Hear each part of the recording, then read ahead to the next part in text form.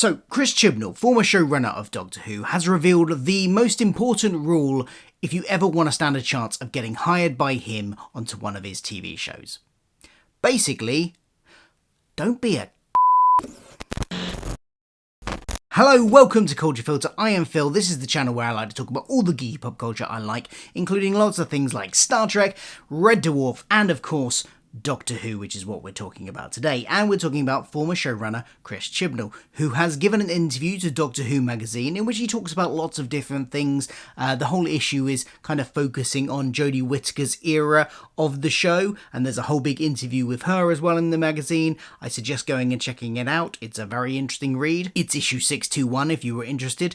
But within this wide-ranging interview with Chris Chibnall, there is one bit that caught my attention and made me want to talk about it. And that's when he discusses the types of people he hires to work on his show, both in front of and behind the camera. The exact quote from the article is, "I've tried to hold to the no expletive, it just says, rule." We don't know what that word is. I think we can probably guess though, can't we? We had it on Broadchurch, we had it on Doctor Who. It's not important to every showrunner, but it is to me. And I've got to say, whatever you think of Chris Chibnall's era of the show, whether it was for you or not, I have to say that this is a very admirable thing for him to come out and say, and a very admirable stance to take when hiring people.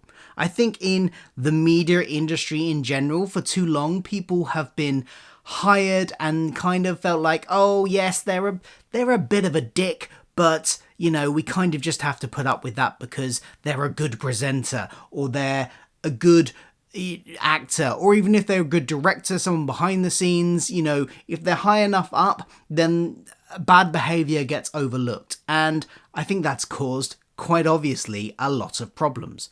You get the more serious stuff like the, you know, Harvey Weinstein of it all, but you also get much more low-level stuff. Looking back at the situation with Joss Whedon, for instance. Now, as far as I'm aware, there's no serious sexual allegations or anything like that against him.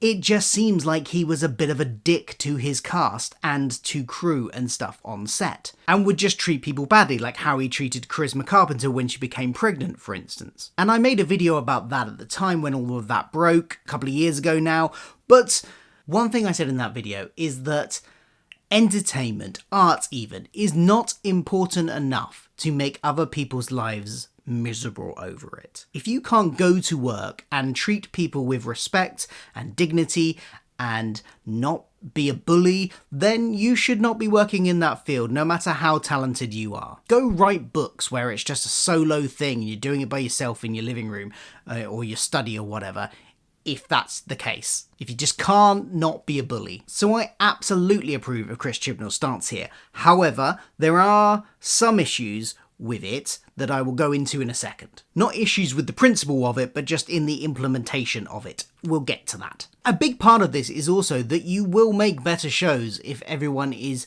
enjoying working on it, because if the whole team is enjoying working on it, then the whole team will put in more effort into the show and into their work, and you'll get a better product in the end. One other thing he says in this is you're trying to make the best show possible within the time and budget and create an environment where people can do their best work. And if they're constantly being bullied, this is me speaking now, yeah, they can't do their best work because they're just going to be miserable all the time. And being bullied into doing stuff is not a way to get decent amount of quality out of someone and effort out of someone. He goes on to say, on Doctor Who, that's hundreds of people. So will you allow leeway for behaviour that is not optimal?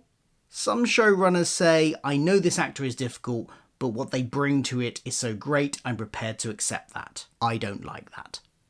That's Chris Chibnall saying he doesn't like to operate like that, but he knows some showrunners does. And who knows, this may be a reference to his predecessors on the show. We know that there have been issues behind the scenes with certain cast members on the show, and maybe he's making reference to that, or maybe he's talking about something completely different. There are rumours about behaviour on sets in both the Christopher Eccleston era, not by Christopher Eccleston, I would like to point out. He had an issue with it and he challenged it, and that was part of part of the blow up between them, so we are led to believe. Also, you've got the whole John Barrowman situation, you've got the Noel Clarke situation, there are rumours about the most recent era about behaviour on set by certain cast members, and you know, do you put up with that for an amazing performance? I would say no. There are hundreds and hundreds and hundreds of amazing actors out there, and you don't always,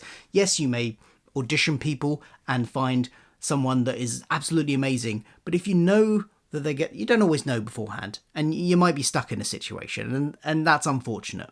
If you've already cast someone and they are a bit of a bully on set or just not very professional, and you only find that out once you start filming, you're a little bit stuck, at least for a little while.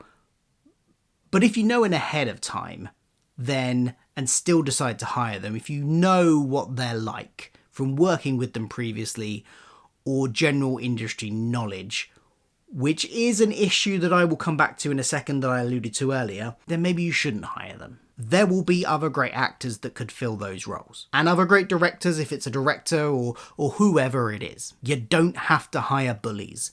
You don't have to hire problematic people. You don't have to hire just people that are just unpleasant to work with and will make everyone else's lives miserable. This doesn't mean hiring people that are not good for the role. Of course not. You still hire a brilliant person for the role. You just make sure that there's that extra quantifier that they also should be nice people to work with. As Chris puts it here, it's not really about whether I like someone, it's number one, are they brilliant? They have to still tick that box, obviously.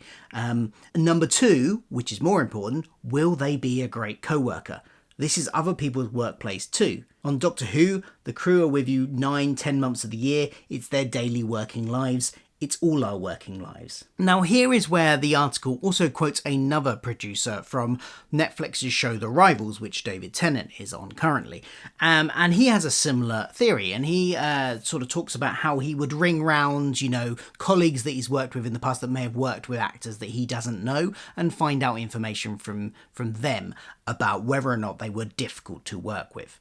Now this is where the implementation of it gets sometimes a little bit tricky, because difficult to work with has been a sort of industry code in some instances for will challenge authority or will stand up for their rights or will, say when other people are being out of order on set and voice that opinion and not keep quiet. Now, I don't for a minute think that Chris Chibnall would ever do that. But what it means is that when you're ringing round, you've got to be really careful about who you trust to get that information from and what their reasons would be for saying somebody is not a pleasant person to work with or is difficult to work with. It has often been used famously as a kind of like, going back to the Harvey Weinstein situation, there were certain people that would try and blacklist people if they didn't. He would try and blacklist people and spread rumours about them not being good to work with, and those even people that didn't necessarily know why he was doing it would trust him and believe him, and then women would find it harder to get work after refusing his advances. And so we do have to be very careful of that sort of situation. And so if you are Chris Chibnall in this situation, who has absolutely, I'm sure, good intentions in it, you just have to be absolutely sure when you're ringing round or when you're finding out things about actors and whether or not they would be a nice person to work with, you trust the people that's getting that you're getting that information from. I think it is an important rule to have. I think it's very, very helpful, and I think it will lead to a much nicer, friendlier, positive media industry if people hire like that, but you do have to be careful as well. But look, I want to know what you think about this kind of stance on hiring people for entertainment and art and things like that. Do you think that ever the end justifies the means in hiring someone? If they do an amazing performance, does it matter that they are an arse? If you had to work with them, do you think they should not be hired? Try and put yourself in the situation of a runner or a camera operator that maybe has to work with that person. Do you think then, if you were in that situation, it would be worth that person being hired in order to get that particular result, when you could get an almost as good result, or maybe even just as good a result from another actor that wasn't an arse? Let me know your thoughts in the comments below. Would love to hear them. And if you're here as a fan of Doctor Who, did you know that Doctor Who has recently had a sort of cameo crossover, a couple of them in fact, with Star Trek? Yeah, check out this video for more on that.